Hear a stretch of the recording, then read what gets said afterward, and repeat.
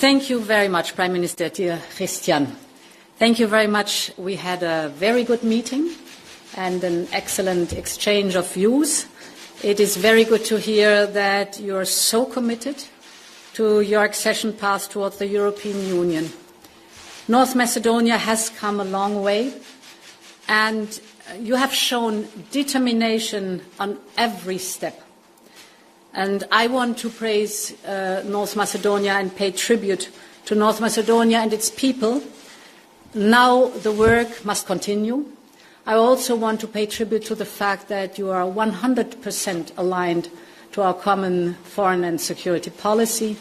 I want to thank you and North Macedonia for the staunch support of Ukraine, many fields where there's an excellent cooperation, and I really want to thank for all that. We have a very clear goal in sight, and this is to open the fundamentals cluster as soon as possible. We're almost there. We know it's about the constitutional change that your country committed to implement. And as you said, now we need joint effort, cooperation and dialogue. I hope that all political forces in the country will come together to take this decisive step forward. And I am convinced, like you, that we can overcome the obstacles that are still there. Dear Christian, rest assured that enlargement will remain a top priority for the European Commission in the next 5 years. We have now all the necessary tools and all the necessary instruments in place to make this happen. My first point is on the growth plan for the Western Balkans. It is our common roadmap to bring the economies of the Western Balkans closer to ours and to gradually integrate our economies. You know the approach. We open basically the door of our European single market in specific sectors for companies, for example, from North Macedonia.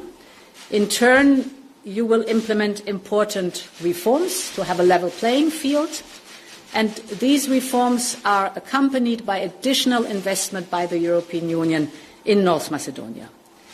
It has been a year now since we started, and I must say the Western Balkan countries have delivered and their reform agenda ready.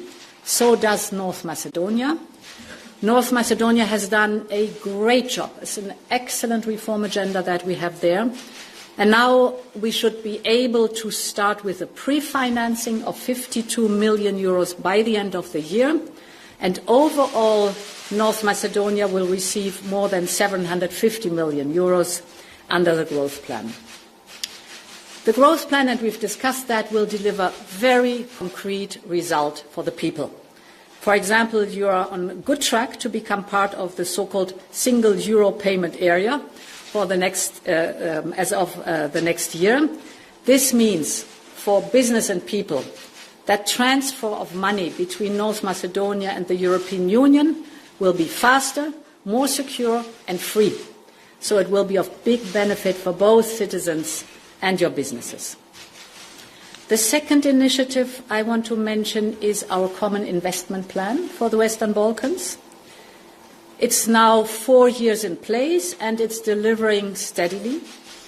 In North Macedonia, the plan has already mobilized 1.7 billion euros of investment, and it will focus on the clean energy transition. As you know, in the European Union, we have committed to be climate neutral by 2050. So it is very important that our Western Balkan partners join us on this journey. And here in North Macedonia, renewables account for a quarter of power generation.